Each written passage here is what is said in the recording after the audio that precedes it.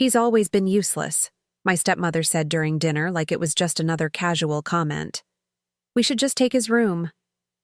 Her daughters nodded in agreement. I didn't say a word, but this morning, they were all outside, crying in the street. I never thought I'd be writing something like this, but I can't keep it in anymore. What happened at dinner made me question everything about staying in this house. Here's some context. I've been living at my childhood home to help care for my dad after his health took a downturn last year.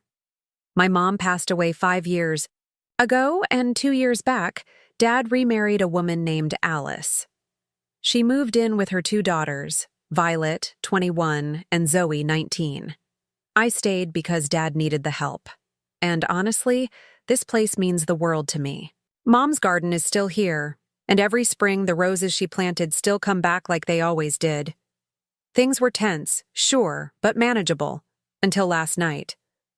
I was working late in my room when Alice called everyone for dinner. Nothing unusual. We usually eat late. I brought my laptop because I was in the middle of some important client work.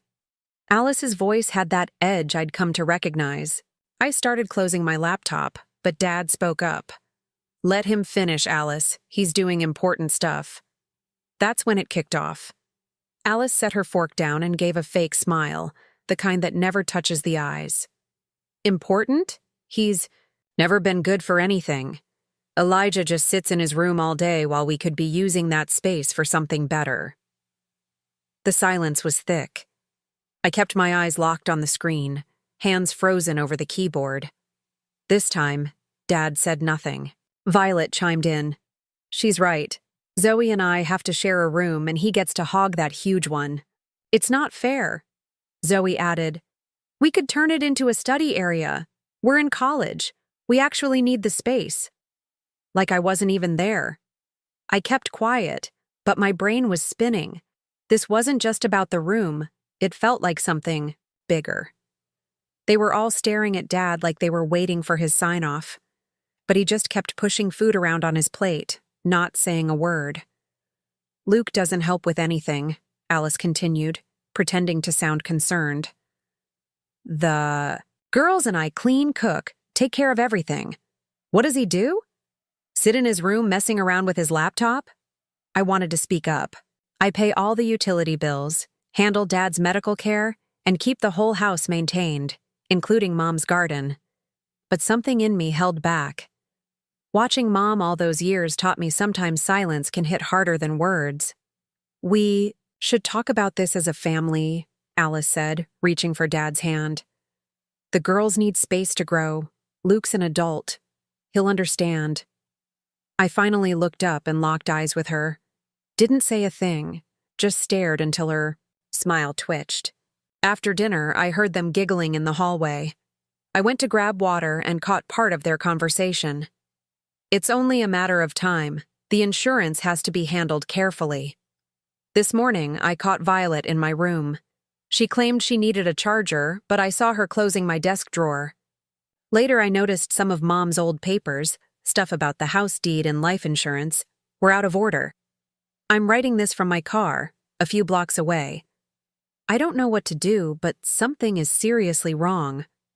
That dinner was more than just a fight. It was a warning shot. Dad's been out of it lately, relying more on the pills Alice gives him. And now suddenly, they want me gone? My gut's telling me to shut up and keep watching. Mom used to say people show you who they are if you wait long enough. But I'm scared for Dad. The way he didn't stand up for me, that's not like him. Or maybe I just haven't noticed how much he's changed. I'm going to start collecting everything. Photos, videos, documents, cameras in the main areas are probably next. I feel a little crazy for thinking this way, but Mom always told me, trust your instincts, Luke. They never lie. I've got a consultation with a lawyer tomorrow. Maybe I'm overthinking. But the way Alice called me useless, it didn't feel like a jab. It felt like a chess move, and I didn't even realize I was on the board. I've got to head back before they realize I'm missing. I don't want to give them a single excuse. This house was Mom's too. And before she died, I made her a promise. I'm not leaving. Not without a fight. Thank you to everyone who's reached out. Things got worse, and I'm beyond grateful I started documenting when I did. It all kicked off when Alice spilled a cup of coffee in Dad's office this morning. Said she was cleaning, but I offered to help and she practically shoved me out. That's when I realized she wasn't cleaning at all. She was searching for something. I waited until they left. Dad supposedly had a doctor's appointment and the girls were gone. When I checked the office, I noticed things were off. Papers shuffled. Drawers left cracked open. I started tidying up, and behind the filing cabinet I found a stack of documents, bank statements, failed loan applications, and divorce papers. Not one, but 3 sets. Turns out Alice has been married 4 times before Dad, each time to a man who'd recently lost his wife. Each marriage lasted a couple years, and everyone ended with the husband buried in debt or filing bankruptcy. My hands were shaking. There were even news clippings, obituaries for wealthy women, followed by marriage announcements. Alice's name appeared in all of them, though sometimes it was Alexandra or Alicia. I photographed every last page, then carefully put everything back. Years of working with data have made me meticulous. Just as I was finishing, I heard the girls come back early. "Mom says we have to hurry up," Violet said. "He's starting to question the bank stuff."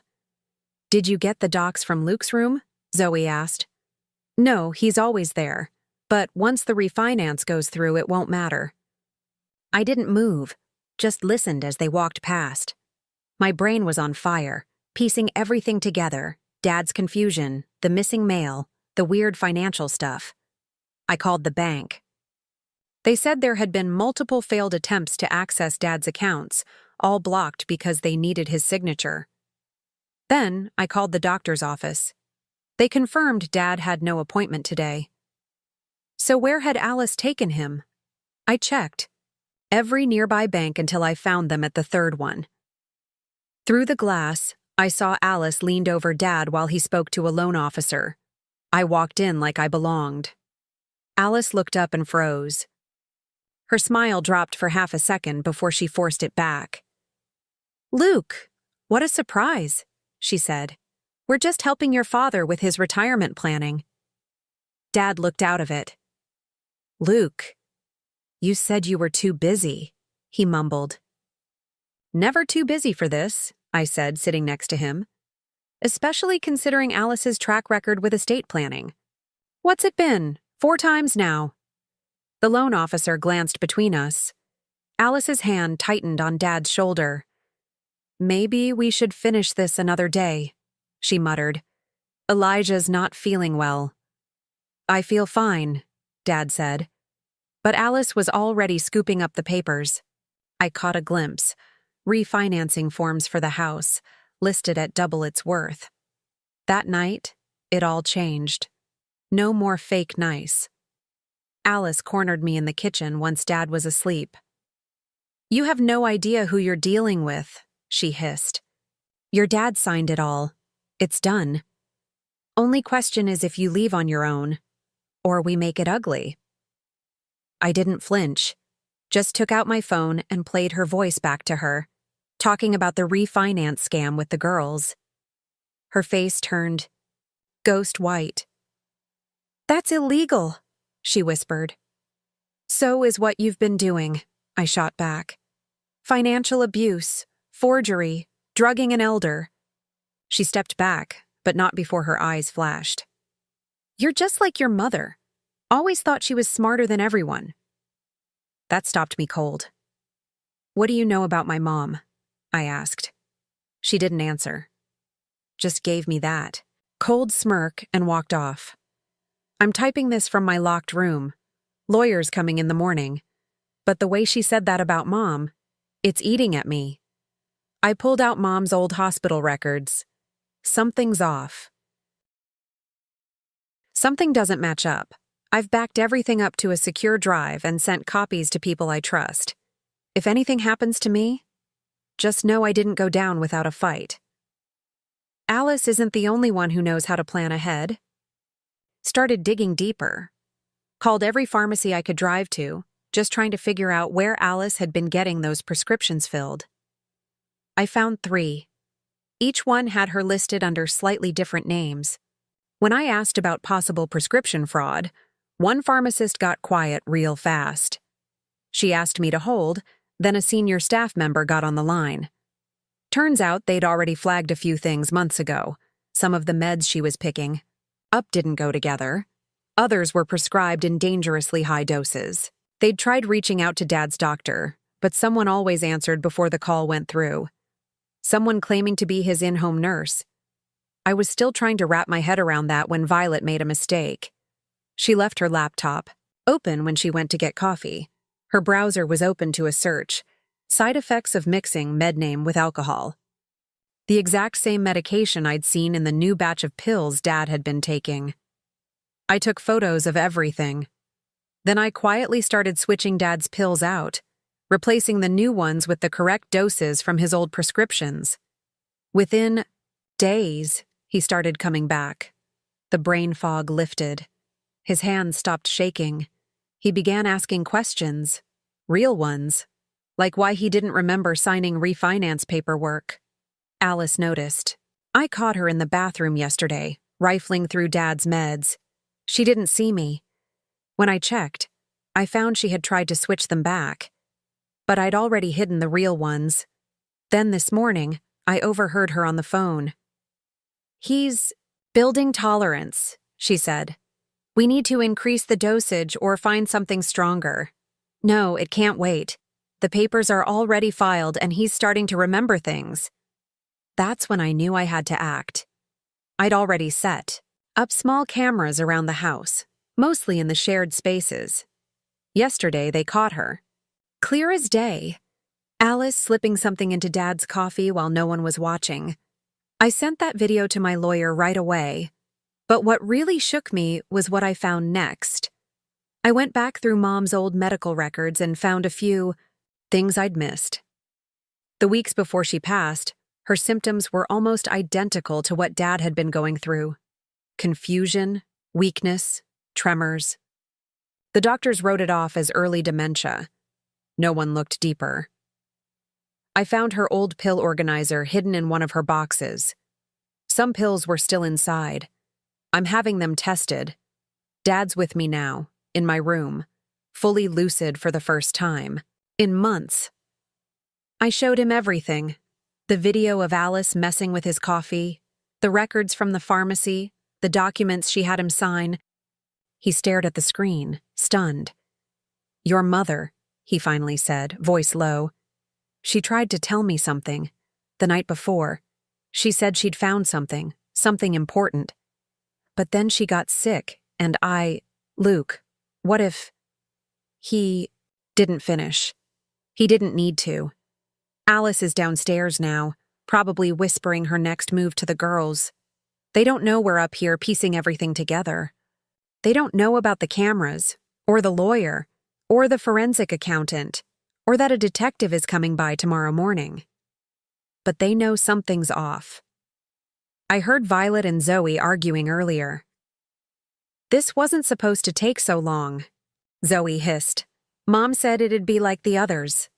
"Shut up," Violet snapped. "Do you want him to hear you?" "It doesn't matter," Zoe muttered. "He already knows. We need to..." Then they went outside.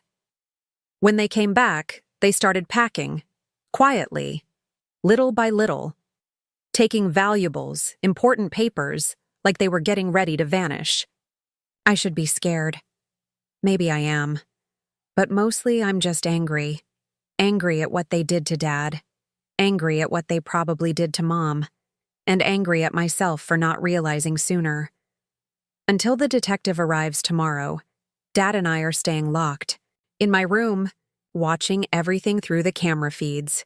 I've sent all the evidence to multiple backup drives in secure places. If something happens tonight, wait. Someone's trying to open the door. I can hear Alice just outside, saying Dad needs his meds. But Dad's asleep on my bed, he's fine, I've got to go. I'm calling 911. If this is the end of her game, I want it on the record. All of it. Every last move. It's over now. Everything happened so fast last night, but I'll try to explain. When I said Alice was trying to break into my room, I'd already called 911. But I also called Detective Martinez, who had been building a case using the evidence I gave her. She was parked a block away, just waiting on a warrant. When Alice started trying to force the door open, that was all the probable cause they needed. She opened the door and found herself staring at 3 officers. Her face didn't show fear. It showed recognition, like she'd been through this before. "You don't understand," she began, slipping into that phony concern voice I'd come to hate. "My husband is unwell, and his son—" "No," Dad said, standing tall, his mind clearer than I've seen it in months. "Not this time. Alice." That's when Violet and Zoe panicked, tried to run. Their bags were already packed, just like I suspected. But the cops were ready. They had every exit covered. As they were being cuffed, Zoe broke down. "Mom said it would be easy," she cried. Just like the others. Turns out there were a lot of others. Detective Martinez had been investigating similar patterns across 3 states. Rich widowers suddenly falling ill, signing over assets, draining accounts. Some lived, some didn't, like my mom. This morning, test results came back on Mom's old pills. They matched the same substances found in Dad's altered prescriptions. Alice had done this before, many times. Mom wasn't the first, just one of the few who started catching on. That's why Alice had to move faster with her. The house search revealed it all. Hidden files, burner phones. A laptop with detailed records about symptoms, drug interactions, and manipulation strategies. They even found a storage unit key that led to an archive. Documents, press clippings, death notices. She kept them like trophies, like a sick scrapbook. But what cut the deepest was what they found in her nightstand. Mom's journal. The last entry was dated 3 days before she died. Found proof. Meeting lawyer Tuesday. Must protect Luke and Elijah. She never made it to Tuesday. Alice. Violet and Zoe spent the night in a holding cell. This morning, they were outside crying as police combed through their cars with a warrant. Zoe was the first to crack. She told them everything. Turns out this wasn't just Alice's operation. She trained her daughters from the time they were teenagers to help isolate and scam grieving men. The DA hit them with everything: fraud, attempted murder, elder abuse, identity theft, and they're reopening several suspicious deaths, including my mother's. The case is airtight. Alice's meticulous record-keeping is going to be her downfall. Dad's in therapy now. Doctors say he'll fully recover. He spends a lot of time in Mom's garden tending her roses. Yesterday he looked at me and said, "She'd be proud. She always said you saw what others couldn't." The house is quiet now. Peaceful. We're going through old photo albums, talking about Mom, sharing things we never said out loud. Dad admitted he married Alice out of fear. He didn't want to grow old alone. I told him, "You're not alone. You've got me." Oh, and that refinance? Turns out Alice forged Dad's signature. The bank had already flagged it and was quietly building their own case. Since all this happened, we've been hearing from other families, people Alice targeted in the past. They're joining support groups, sharing stories. Turns out Mom wasn't the only one who tried to stop her. She was just the first whose son finished what she started. This morning, I had coffee with Dad in Mom's garden. The roses are blooming early. While we sat there, a package came. Files from the original investigation into Mom's death. Martinez thinks we might find more to help the other victims. Dad opened one of Mom's journals and started reading. "My boys are stronger than they know. Together, they'll figure it out. I just need to leave them enough breadcrumbs." She did. "Mom, we found them all. We followed them all the way home. For anyone reading this, if your gut tells you something's wrong, listen. Keep records. Stay quiet. Gather facts. Protect the people you love. Even if they're gone, protect their memory. That's what Mom would have wanted. And Alice? Well, apparently prison doesn't take kindly to women who poison old men for profit. Sometimes revenge isn't about what you do to someone. It's making sure the world knows exactly who they are.